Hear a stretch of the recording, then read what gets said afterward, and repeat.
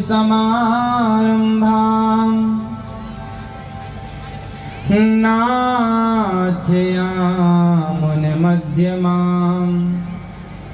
अस्मदाचार्यपर्यन्तां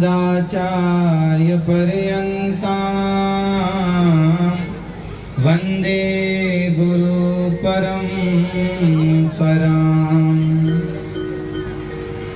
जय जय श्री राधा रमण, जय जय नवल किशोर, जय गोपी चित चोर प्रभु, जय जय माखन चोर। राधा मेरी मात है, पिता मेरे घनश्याम, इन दोनों के चरणों में मेरा कोटि कोटि प्रणाम। बोलिए भक्त वत्सल भगवान की, श्री वृंदावन बिहारी लाल की, श्री राधा रमण भगवान की, श्री यमुना महारानी की, श्री गौरी गोपाल भगवान की जय जय श्री राधे। परम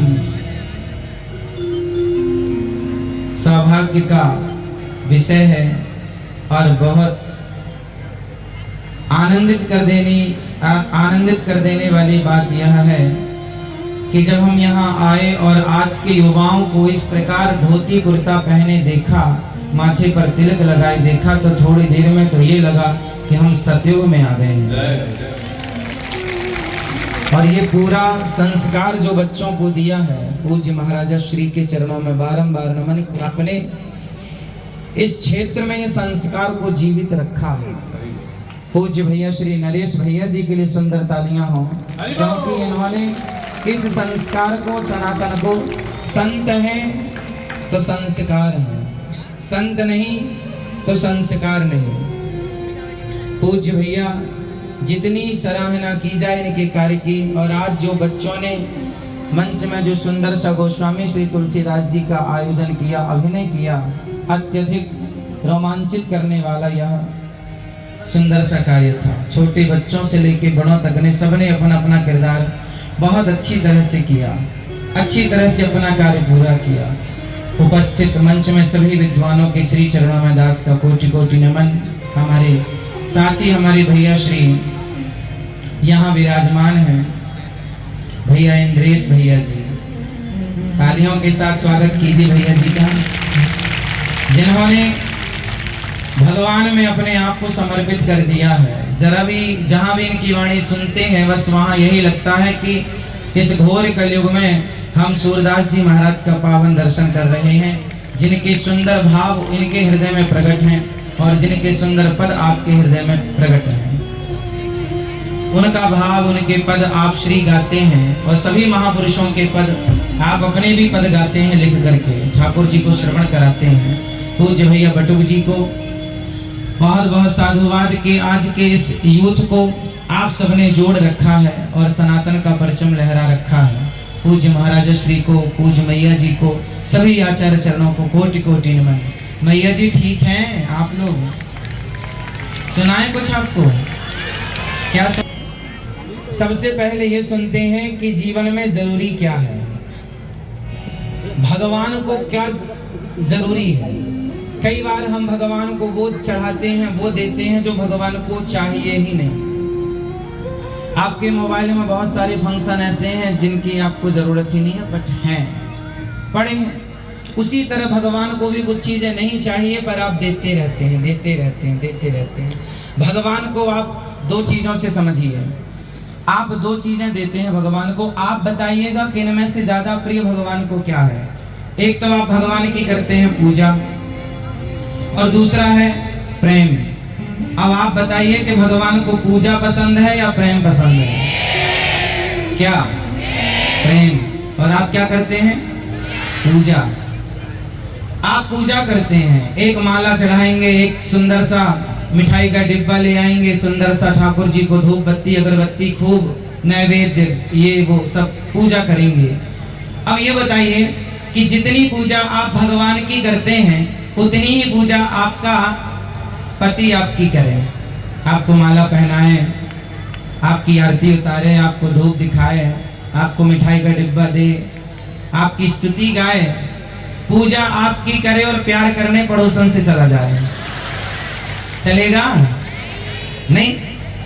सोचो यही काम स्त्रियां करें पुरुषों के साथ, आपकी पत्नी आपकी पूजा करे, आपकी स्तुति करे और प्यार करे पड़ोसी से, आपको चलेगा पुरुषों को? सोचिए कि जिस पूजा से आप खुश नहीं हैं, जिस पूजा से आपके पति खुश नहीं है, आपका बेटा आपकी खूब पूजा करे पर आपसे प्रेम के दो शब्द भी ना कहे, तो क्या माँ बाप उसकी पूजा से खुश होंगे? नहीं। सोचिए कि जिस पूजा, जिस फॉर्मेलिटी, जिस औपचारिकता से आप और हम प्रसन्न नहीं होते, उस पूजा से भगवान कैसे प्रसन्न होंगे? इसलिए भगवान को चाहिए राम ही केवल प्रेम प्यारा। भगवान को क्या पसंद है? पूजा प्रेम नहीं है, परंतु प्रेम पूजा है। भगवान की पूजा यदि प्रेम है तो प्रेम के साथ फिर जो आप करेंगे वो सब पूजा कहलाएगी। आप देखिए दुर्योधन ने 56 भोग परोसे भगवान जी को, क्या भगवान ने स्वीकार किए? दुर्योधन की पूजा भगवान ने स्वीकार की? नहीं, पर विदुरानी के प्रेम भरे छिलके स्वीकार किए कि नहीं? यदि प्रेम है तो छिलकों का भी भोग स्वीकार है, और प्रेम नहीं है तो दुर्योधन की कोई पूजा स्वीकार नहीं की भगवान ने। इसलिए पूजा नहीं, प्रेम। प्रेम के बाद जो आप करेंगे वो सब पूजा कहलाएगी। आप भगवान को गाली देंगे प्रेम से तो वो भी पूजा कहलाएगी, क्योंकि गोपियां प्रेम से गालियां देती हैं। मधुप कितब बंधो मास प्रशांत ध्रिम शपथन्या। हे कितब, हे कपटी, तुम एक जन्म के नहीं जन्म जन्म के कपटी हो। गोपियां गालियां देती हैं भगवान को, तुम कपटी हो, एक जन्म के नहीं अनेक जन्म के। क्या बिगाड़ा था राजा बलि ने, क्या बिगाड़ा था शूर्पणखा ने? बहुत सारी शिकायतें की, क्योंकि शिकायतें कहाँ है? जहाँ प्रेम है। जहाँ प्रेम नहीं है वहाँ सिर्फ फॉर्मेलिटी है। दो अगरबत्ती जलाओ, घुमाओ, माला पहनाओ, मिठाई का डिब्बा।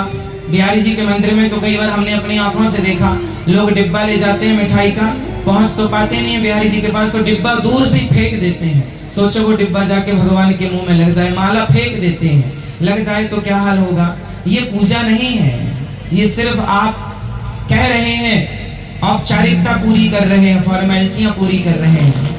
भगवान को इनकी कोई जरूरत नहीं है। ना आपके मिठाई के डिब्बे की जरूरत है, ना पुष्पों की जरूरत है, ना आपके रुपया पैसा, ना सोना, ना चांदी की जरूरत है। किस चीज की जरूरत है? आपका पति आपको सोना दे, चांदी दे, सब कुछ दे, बस प्यार ना करे, आपको प्रेम ना करे, तो क्या आप सुखी हैं? आपका बेटा आपको गाड़ी दे, बंगला दे, माँ रहो गाड़ी बंगले में रहो, खूब ऐश से करो, रहो, पर आपसे प्रेम नहीं करेगा, समय नहीं देगा आपको रत्ती भर, सुखी रहेंगे आप? बिना प्रेम के आपकी जिंदगी वीरान है, तो बिना प्रेम के भला भगवान को कैसे पाया जा सकता है? विचार करो। इसलिए प्रेम की पाठशाला में उद्धव जैसे ज्ञानी को भगवान ने वृंदावन भेजा। कहा घनश्याम ने उद्धव से वृंदावन जरा जाना, वहाँ की गोपियों को ज्ञान का कुछ तत्व समझाना। विरह की वेदना में वे सदा बेचैन रहती हैं, तड़प कर आह भरती हैं और रो रो कर ये कहती हैं। क्या कहती हैं गोपियाँ? है प्रेम जगत में सार और कुछ सार नहीं, मन कर ले, मन कर ले, मन कर ले प्रभु से प्यार और कुछ सार नहीं। तो भगवान की पूजा करेंगे या प्रेम? क्या करेंगे? सच्चा प्रेम, झूठा प्रेम नहीं। कितना प्रेम? कितना प्रेम? जितना अपने बेटे से करते हो, जितनी जरूरत आपको परिवार की है उसी प्रकार परिवार का एक हिस्सा भगवान को मान के भगवान से परिवार के एक सदस्य की तरफ प्रेम करना चाहिए, समर्पण भाव से प्रेम करना चाहिए भगवान से। तो ये तो रही कि भगवान को पसंद है प्रेम, तो आप पूजा में ना उलझे रहो। पूजा अपनी जगह सही है, ठीक है, सब सही है, पर पूजा के पहले क्या प्रेम है तो सब सही है, प्रेम नहीं है तो कोई भी पूजा हो आपकी सब व्यर्थ है। इसलिए पहले प्रेम, ये तो रही पहली बात। दूसरी बात, आज आपके लिए दूसरी बात यह है, बताइए हम भारतीयों का पहनावा क्या है, पैंट शर्ट या धोती कुर्ता? जोर से। तो आप भारत की संस्कृति को बचाना चाहते हैं या मिटाना चाहते हैं? यदि बचाना चाहते हैं तो आज संकल्प लीजिए कि हर संडे जहां जाएंगे, दोस्तों से मिलने जाएंगे, शॉपिंग करने जाएंगे, जहां जाएंगे धोती कुर्ता पहनकर और मस्तक पर तिलक लगा के जाएंगे। अपनी संस्कृति, जब मुसलमान भाइयों को टोपी लगाने में शर्म नहीं है तो आपको धोती कुर्ता पहनने में और मस्तक पर तिलक लगाने में शर्म किस बात की? और यदि शर्माते रहे तो लोग, शराब पीने में शर्म नहीं आती, झूठ बोलने में शर्म नहीं आती, निंदा चुगली करने में शर्म नहीं आती, धोती कुर्ता पहनने में, तिलक लगाने में शर्म आती है। यदि हमें अपनी संस्कृति का पालन करने में शर्म आने लग जाएगी तो बताओ फिर कौन संस्कृति का पालन करेगा? पाकिस्तानी आएंगे क्या धोती कुर्ता पहनने और माथे पर तिलक लगाने? तो संस्कृति का पालन, अपने धर्म का पालन कौन करेगा? आप करेंगे, हम करेंगे, हम सब करेंगे। पूज्य महाराज श्री कह रहे थे कि हम एयरपोर्ट जाते हैं, स्टेशन जाते हैं, जहां भी जाते हैं, हम देश विदेश कहीं भी जाएं, अपने निवास में जाते हैं, धोती कुर्ता पहनकर माथे पर तिलक लगाकर जाते हैं और अपने धर्म का पालन करते हैं। यदि हम अपनी संस्कृति के लिए तत्पर हैं तो आपका भी धर्म है, ये संस्कृति आपकी भी है, ये धर्म आपका भी है, और आप चाहें तो बचाएं और आप चाहें तो मिटाएं। अब निर्णय आपको करना है। शर्म किस बात की? शर्म उसे आए जो शराब पी रहा है, झूठ बोल रहा है, सिगरेट पी रहा है पूरी रात। अब देखो बड़े बड़े शहरों में, आप दिल्ली जैसे महानगर में बैठे हैं, राजधानी में बैठे हैं, यहाँ देखिएगा पूरी रात लड़के लड़कियां आज थिएटरों में जाके पूरी रात शराब पी के डिस्को करते हैं, नाचते हैं। उन्हें नाचने में, शराब पीने में शर्म नहीं आती, इतने थक जाते हैं नाचने में शराब के नशे में कि सवेरे लोग उठा के उनको ले जाते हैं। ये बात सही है या गलत है? सही है। बड़े बड़े शहरों में ये हो रहा है। जब आपको शराब पीने में, पर पुरुष के साथ रात भर नाचने में शर्म नहीं है तो हम अपने संस्कृति का पालन करने में, धोती कुर्ता पहनने और माथे पर तिलक लगाने में शर्म आएगी? यदि शर्म आई तो दुर्भाग्य है हमारा। तो कितने लोग आज से संकल्प लेते हैं कि हम जहां जाएंगे, कम से कम हम ये नहीं कहते 6 दिन आप ऑफिस में जाओ, स्कूल जाओ, हम वहां, ठीक है, आप संडे तो स्वतंत्र हैं, संडे के संडे स्वतंत्र हैं, तो कितने लोग संडे के संडे अपने धोती कुर्ता के पहनावे में जहां जाएंगे वहां जाएंगे? कितने लोग हाथ उठा के मुझे वचन देंगे कि आप सदा इसका पालन करेंगे? आप करेंगे? शर्म तो नहीं आएगी? नहीं। ये रही दूसरी बात। अब तीसरी बात सुनिए। समय है आपके पास? समय है? मैं खड़ा हो जाऊं? आप सुनिएगा। तीसरी बात जो आपको सुनाने के लिए हम आए हैं, और पूज्य महाराज श्री जैसे महान संत ये चाहते हैं, डायरेक्ट इनडायरेक्ट आपसे जो कहना चाहता हूँ वो समझ लीजिएगा, इशारों में, क्लियर नहीं, इशारे होंगे, आपको समझना होगा।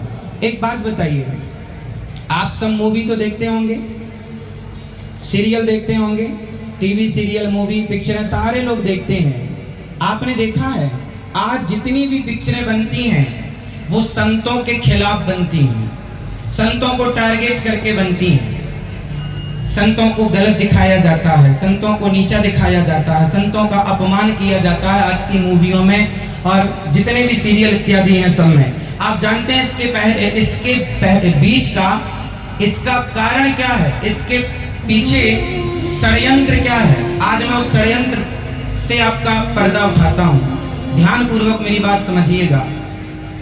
संत क्या कहते हैं? आपके बीच में पूज्य महाराज श्री बैठे हैं, पूज्य इंद्रेश जी बैठे हैं, भैया जी बैठे हैं, या जितने भी संत बैठे हैं, आपके घर में कोई साधु आता है ना तो क्या कहता है? बेटा शराब ना पीना, बेटा गांजा ना पीना, बेटा बीड़ी ना पीना, बेटा सिगरेट ना पीना, बेटा सही रास्ते पर चलना। ऐसा कहते हैं कि नहीं सब संत?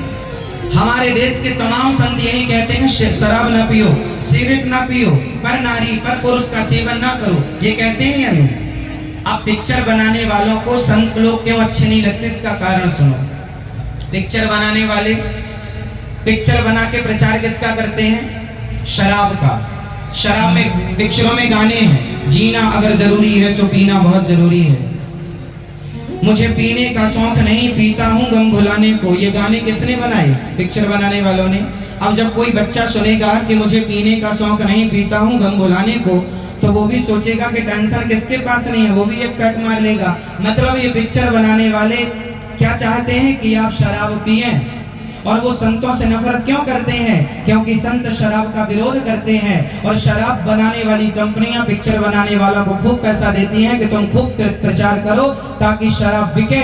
और संत कहते हैं शराब नहीं होनी चाहिए क्योंकि तुम्हारा जीवन बर्बाद हो जाएगा। इसलिए पिक्चर बनाने वालों को संत पसंद नहीं है, क्योंकि दोनों अपोजिट बातें होगी।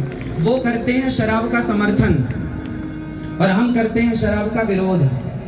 तो संत जो है वो विरोध करते हैं, तो वो लोग संतों को बदनाम करने लगे कि इनको एक काम करो, ऐसा बदनाम कर दो, ऐसा उंगलियां उठा दो कि ये यूथ आज का बच्चा इनको सम्मान ही ना करे, इनका आदर ही ना करे, ताकि इनकी शराब धड़ल्ले से बिकती रहे। दूसरा, हम में से आज तक किसी संत ने कहा कि गुटखा खाओ?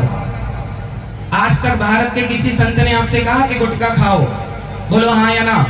नहीं कहा। कहा क्या? छोड़ो। लेकिन पिक्चर बनाने वाले लोग, जिनको आप सुपर डुपर स्टार बनाते हैं, जिनकी डीपी अपने मोबाइल पर सजा कर रखते हैं, वो क्या कहते हैं? दाने दाने में केसर का दम।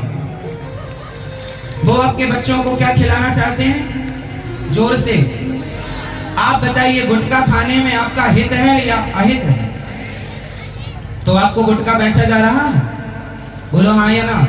पिक्चर तो एक बहाना है, उनको तो गुटखा बेचना है, उन्हें तो शराब बेचना है। और संडे हो या मंडे, किसका प्रचार है? अंडों का। क्या बेच रहे हैं वो लोग? वो शराब बेच रहे हैं। मोबाइल पे आपने देखा बड़े बड़े सुपर डुपर स्टार एक ऐड चलाते हैं, रमी, जंगली रमी ऐप डाउनलोड करके आपको, वो एक प्रकार का जुआ है। जंगली रमी क्या है? एक प्रकार का। जोर से। संत हमेशा कहते हैं जुआ ना खेलो, कहते हैं जुआ ना खेलो, और वो क्या कहते हैं? जुआ खेलो। अब बताओ, आपका शुभ चिंतक संत है या वो है? तो वो लोग इसलिए संतों का विरोध करते हैं क्योंकि संत हमेशा आपका हित चाहते हैं, समाज का हित चाहते हैं, देश का हित चाहते हैं। और वो यदि हित चाहते तो बताओ, गुटखे का प्रचार करना क्या जरूरी था? क्या वो भूखे मर रहे थे कि गुटखा नहीं बेचेंगे तो उनको रोटी नहीं मिलेगी? कितनी गरीबी थी उनके पास। आप कोई गुटखा की कंपनी आ जाए और पूज्य भैया जी से कहे कि भैया हम आपको 10 करोड़ रुपए देंगे, आप गुटखे का प्रचार कीजिए, आप करेंगे? कभी नहीं करेंगे। मुझे कोई 100 करोड़ देगा कि आप अनिरुद्धाचार्य जी हमारे गुटखे का प्रचार कर दो, हम नहीं करेंगे। हम भीख मांग कर खा लेंगे, पर अपने देश के साथ धोखा नहीं करेंगे, गद्दारी नहीं करेंगे। हम कभी अपनी पीढ़ी को गुटखा खाने वाला नहीं बना सकते। और वो लोग जिन्हें आप सुपर डुपर स्टार कहते हैं, क्या उनकी जिम्मेदारी नहीं थी कि वो आपके बच्चों को गुटखे से दूर रखें, शराब से दूर रखें? उनसे पूछो कि आप अपने बच्चों को खिलाते हो कि नहीं? वो अपने बच्चों को लंदन पढ़ने भेजते हैं और तुमसे कहते हैं दाने दाने में केसर का दम। हाँ या ना? मीठा जहर पिलाया गया पिक्चरों के साथ। पिक्चरों में ऐसा जहर घोलकर समाज को परोसा गया कि आज समाज एक अलग राह पर चल पड़ी। जितने बच्चे थिएटर पर नाच रहे हैं अभी, शराब पी के पूरी रात डिस्को करेंगे, किसकी देन है? संतों की या पिक्चर बनाने वालों की? बोलो। बिगाड़ दी तुम्हारी औलादों को, कौन है जिम्मेदार? और दिखाओ पिक्चर। इसलिए संगत से गुण आते हैं, संगत से गुण जाए, लोहा जड़ा जहाज में पानी में उतराए। संगति अच्छी होगी तो आप अच्छे होंगे, संगति बुरी होगी। एक पत्थर, एक लोहे का टुकड़ा पानी में डूब जाता है, पर वही लोहा जब नाव से जुड़ जाता है तो पार लग जाता है, औरों को पार लगा देता है। नाव, जहाज, समुद्री जहाज में हजारों टन लोहा जड़ा है, बस कुसंग लोहा है। यदि कुसंग के लोहे कुसंग से जुड़ गए तो डूब जाओगे, और सत्संग की नौका से जुड़ गए तो भवसागर से पार लग जाओगे। भवसागर से पार लगना है तो सत्संग करो। और संतों की आलोचना, ये देश किनका है? अभी आपने गोस्वामी तुलसीदास जी का चरित्र देखा। मुगलों के काल में जब देश में घोर आपको पता है, कभी इतिहास पढ़ के देखना, हिंदी डूबने की कगार में थी, हिंदी भाषा में बड़ा संकट आ गया था। उस समय गोस्वामी तुलसीदास जी ने अवधी भाषा में रामचरितमानस लिख के हिंदी भाषा की रक्षा की है। और केवल हिंदी भाषा नहीं, मंदिरों को तोड़ा जा रहा था, ध्वस्त किया जा रहा था। उस समय मंदिरों को तोड़ दिया गया तो क्या हुआ, गोस्वामी तुलसीदास जी के द्वारा दिलों में मंदिर बना दिए गए रामचरितमानस के माध्यम से। हर दिल में राम मंदिर था, हर दिल में सीता माता जी, हर दिल में राम लक्ष्मण भरत शत्रुघ्न और श्री हनुमान जी विराजमान कर दिए गोस्वामी तुलसीदास जी ने। क्या हमारे देश में संतों का कोई एहसान नहीं है? बोलो, है या नहीं? क्या तुलसीदास जी का, क्या सूरदास जी का, क्या राधास जी का, क्या कबीरदास जी का कोई एहसान नहीं है? लेकिन उनके एहसान को आपको नहीं बताया गया, सिकंदर को महान बता दिया गया। नाइंसाफी हुई है या नहीं? अभी भी कुछ नहीं बिगड़ा। पिक्चर बनाने वालों से कभी मिले तो सवाल कर लेना कि अपने बच्चे को खिलाते हो, शराब पिलाते हो या नहीं? इसलिए आप समझदार हो तो समझ लीजिएगा मेरी बातें। संत हमेशा समाज का भला चाहते आए हैं, भला चाहते हैं और भला चाहते चले जाएंगे। समाज चाहे उन्हें गाली दे या उनका आदर करे या उनका सम्मान करे या उन्हें जलील कर दे। संतों का बहुत बड़ा योगदान रहा हमारे देश में। साइंस, मैं आपको साइंस की बातें बता दूं। साइंस कितना गहरा, समय कम है, आपको जल्दी तो नहीं है? नहीं, हमें जल्दी है। आपको यदि जल्दी है तो बता दीजिए। साइंस की बात बता दूं मैं आपको। बताओ, दुनिया को घड़ी देखना किसने सिखाया? साइंस के पहले क्या हमारे पास घड़ी देखना नहीं आती थी? आती थी बेटा। जो नया 10 का नोट आया है, उस 10 के नोट में चक्र देखना, कोणार्क मंदिर का चक्र है। घड़ी का आविष्कार हुआ है लगभग 400 साल 500 साल पहले, लेकिन कोणार्क मंदिर में 1400 साल पहले उस मंदिर का निर्माण हुआ और उसमें चक्र बनाया गया भारत के वैज्ञानिकों के द्वारा, जो आज भी सूर्य के प्रकाश पड़ते ही सही टाइम बताता है, एक एक सेकंड बता देगा। मतलब भारत में साइंस आज है, ऐसा नहीं है। दुनिया जब साइंस नहीं जानती थी तब हम लोग, हमारी दादी अम्मा अनपढ़ अंतरिक्ष देख के बता देती थी कितना बज गया, हाँ या ना? फिर तुम हमें साइंस पढ़ाओगे कि साइंस तुम नहीं जानते? साइंस कितना बड़ा साइंस है। दुनिया में किसी धर्म की पुस्तक उठा के देख लेना, उनकी पुस्तकों में कभी साइंस नहीं मिलेगा। हमारी पुस्तकों में, हमारे धर्म ग्रंथों में क्या मिलता है? उड़ने वाले विमान। रावण ने सीता माँ का हरण किया, विमान पर किया था, वो विमान उड़ने वाला था। उड़ने वाला भी विमान होता है, दुनिया को पता ही नहीं था, पर हमारे सदग्रंथों ने बता दिया कि भाई ये सब पॉसिबल है। उसके बाद सबसे पहला विमान कब बना? 1903 में सफल परीक्षण हुआ, राइट ब्रदर्स ने विमान बनाया। विमान किसने बनाया? 1903 में सफल परीक्षण हुआ, राइट ब्रदर्स ने बनाया। आश्चर्य मानेंगे, राइट ब्रदर्स के विमान बनाने के पहले दलपदे जी नाम के एक वैज्ञानिक थे हमारे भारत के, जो 1885 और 90 के बीच में उन्होंने एक विमान बनाया था। और वो विमान, ये पिक्चर इस पर बन चुकी है, मूवी बन चुकी है। ये इतिहास के पन्नों में, उस समय देश गुलाम था। अंग्रेजों ने सोचा कि यदि भारत का नाम इतना आगे हो गया कि ये विमान बनाने लग गए तो भारत बहुत आगे होगा। अंग्रेजों ने वो ड्राइंग चोरी करके, कॉपी करके राइट ब्रदर्स को पकड़ा दी और राइट ब्रदर्स ने उसी की कॉपी करके 1903 में विमान उड़ाया। खिताब उनके गले में चला गया, जबकि दिमाग भारत का था, मेहनत भारत की थी। आप समझो अपने साइंस को। एक छोटा सा साइंस भागवत जी का मैं आपको बताता हूँ। आप कहते हैं ना कि वेदों ने हमें क्या दिया, पुराणों ने हमें क्या दिया। वेद पुराणों में क्या है? क्या है? ध्यान से सुनिएगा। बताइए, जब स्त्री गर्भवती होती है तो कितने महीने में लिंग परीक्षण होता है? पेट में बेटा है कि बेटी, ये बात कितने महीने में पता चलती है? फटाफट बताइए जिनको पता। लड़का है पेट में कि लड़की है, कब पता लगता है? तीसरे महीने में। ये आप कह रहे हैं, हम नहीं कह रहे। कितने महीने में? तीसरे महीने में।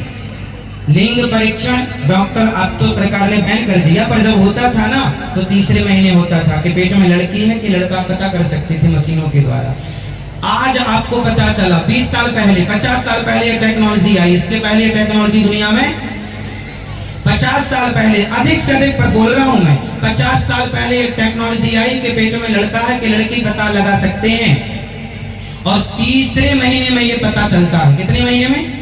तीसरे महीने के पहले पता नहीं चलता, क्योंकि लिंग का निर्माण होता ही नहीं है।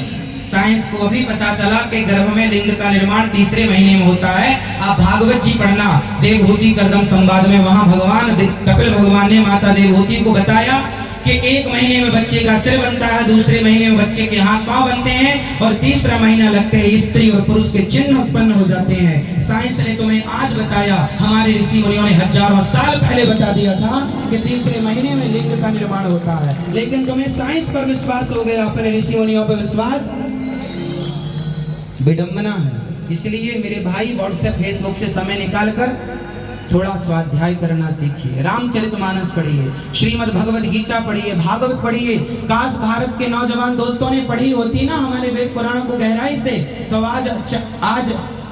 आज रसिया नहीं, आज जापान नहीं, आज बड़ी बड़ी रिसर्चें आप कर रहे होते और आप एक नया भारत का निर्माण कर रहे होते टेक्नोलॉजी के माध्यम से। लेकिन आप नकारते चले गए। आज हमारे देश में ऐसे लोग मिल जाएंगे जो रामचरितमानस पर उंगलियां उठाते हैं, हमारे वेदों पर पुराणों पर उंगलियां उठाते हैं, साधु और संतों पर उंगलियां उठाते हैं, क्योंकि उन्हें अपनी संस्कृति का ज्ञान, उन्हें अपने धर्म का ज्ञान इसलिए आपको होना चाहिए। तो कितने लोग आज से अपने बच्चों को भगवत गीता पढ़ाएंगे? उठा लो हाथ। कितने लोग रामचरितमानस की चौपाइयां पढ़ाएंगे? तैयार हैं? चलिए, जाग जाओ, समझ जाओ, पर्याप्त है। बस आखिरी बात आज्ञा हो तो कह दूं। आखिरी बात ये है, बताओ, कई बार ना भगवान को लेकर सवाल खड़े होते हैं। आपके मन में भी कभी कभी दिमाग में सवाल खड़े होते होंगे। कुछ सवाल मैं खड़े करता हूं, उत्तर आप दीजिएगा, यदि आपके पास है तो, नहीं है तो ये दास अनिरुद्ध तो आपको देगा ही। एक राजा था, ये सवाल मैं प्रश्न करूंगा आपसे, आप उत्तर देंगे, इसके बाद मेरी बात पूरी हो जाएगी, आज का मेरी वाणी पूरी हो जाएगी थोड़ी देर और। एक राजा था, वो मरने लगा, बूढ़ा था। उसने अपने बेटे को बुलाया और बेटे से कहा, बेटा मैं मरने वाला हूं, तू भावी राजा है, तू राजा बनेगा, अब तू अपनी प्रजा का पुत्र की तरह पालन करना। उस बेटे ने ठीक है कह करके पिता की बात स्वीकारी, पर वो जो बेटा था ना बड़ा नास्तिक था। क्या था? नास्तिक। कुछ दिन बाद पिताजी चले गए, बेटे को राजा बनाया गया। जब राजा बनाया गया तो राजा को शपथ दिलाई गई, मैं ईश्वर की सौगंध खाकर शपथ लेता हूँ, प्रजा की सेवा पुत्र की तरह करूंगा। ये शपथ दिलाई जाती है ना, मैं ईश्वर की शपथ खाता हूँ, ईश्वर की सौगंध खाकर शपथ लेता हूँ। तो उस राजा ने मना कर दिया, बोले मैं ईश्वर को तो मानता ही नहीं, मैं ईश्वर की सौगंध क्यों खाऊं। अब सारे नगर में, सारे राज्य में हाहाकार मच गया, ऐसा राजा हुआ ईश्वर को मानता नहीं। उस राजा ने घोषणा की, 1 महीने के अंदर मेरे 3 सवाल का उत्तर दो, 3 प्रश्नों का उत्तर दो, वरना सारे मंदिर में हटवा दूंगा, सारी मूर्तियां हटवा दूंगा, मेरे राज्य में कोई भगवान का नाम नहीं लेगा। इतना उसने घोषणा कर दी। मेरे सवाल हैं। उस राजा का सवाल था कि यदि भगवान है तो दिखाई क्यों नहीं पड़ते? पहला सवाल, यदि ईश्वर है तो दिखाई क्यों नहीं पड़ते? सवाल दूसरा, ईश्वर किस तरफ देख रहे हैं? यदि आपकी तरफ देख रहे हैं तो मेरी तरफ पीठ होगी, इनकी तरफ देख रहे हैं तो आपकी तरफ पीठ होगी। ईश्वर किस तरफ देख रहे हैं? और तीसरा सवाल, इस समय प्रेजेंट में भगवान क्या कर रहे हैं? अभी वर्तमान भगवान क्या कर रहे हैं? ये मेरे सवाल हैं। राजा ने पूछा, यदि मेरे इन 3 प्रश्नों का उत्तर आप लोगों ने दे दिया तब तो मैं आपको मानूंगा, आपके भगवान को मानूंगा। यदि नहीं दिया तो 1 महीने के अंदर सारे मंदिरों से मैं मूर्तियां हटवा दूंगा। अब तो हाहाकार मच गया सारे राज्य में। सारे साधु संत ऋषि मुनि ज्ञानी सब परेशान, राजा को समझाने लग गए, भगवान है तो दिखाई क्यों नहीं पड़ता? बताओ, भगवान है तो दिखाई क्यों नहीं पड़ता? बताओ, भगवान है कि नहीं? पहले तो कंफर्म कराओ, है? ईश्वर है, हाँ या ना? पीछे वाली मैया बताओ, भगवान है तो दिखाई क्यों नहीं पड़ते? अब राजा को कौन समझाए? लोगों ने तर्क रखा कि हवा है दिखाई नहीं पड़ती। राजा ने कहा, तर्क अच्छा है पर हम संतुष्ट नहीं आपकी बात से। लोगों ने कहा, मिश्री में मिठास है पर दिखाई नहीं पड़ती। राजा ने कहा, तर्क अच्छा पर हम संतुष्ट नहीं। अब लोग कौन समझा? एक बड़े ज्ञानी भक्त थे बेचारे, आज महीने का आखिरी दिन था, आज राजा को उत्तर देना था, वरना राजा सारी मूर्तियां हटवा देगा, सबके मुंह में पट्टी बनवा देगा, कोई राम नाम ना बोलना, कोई कृष्ण कृष्ण नाम बोलना। सारे लोग परेशान थे उस राजा से, समझता भी नहीं है। एक सज्जन, एक संत उदास होकर के घर चले गए, रोने लगे। बाप को रोता देख बेटी ने कहा, पिताजी क्या हुआ, आप रो क्यों रहे हैं? अरे बेटी, बड़ा दुष्ट राजा मिला है, वो भगवान को हटवा रहा है मंदिरों से, कहता है मेरे सवाल का उत्तर दो। बेटी ने कहा, क्या सवाल है? बोले, भगवान है तो देखता क्यों नहीं? भगवान किस तरफ देखता है? भगवान अभी क्या कर रहा होगा, इस समय क्या कर रहा होगा, बताओ। अब कैसे बताएं उसे? बेटी ने कहा, बस इतनी सी बात, अभी मैं जाती हूँ, अभी मैं जाकर के राजा के प्रश्नों का उत्तर देकर आती हूँ। बेटी दौड़ी दौड़ी गई, दरबार लगा हुआ था। बेटी ने राजा से कहा, महाराज मैं आपके प्रश्नों का उत्तर देने को तैयार हूँ। हाँ हाँ बिल्कुल दीजिए, पर आपका प्रश्न का उत्तर देने के पहले मैं आपसे कुछ चाहती हूँ। क्या? बोले, मुझे दूध दिया जाए।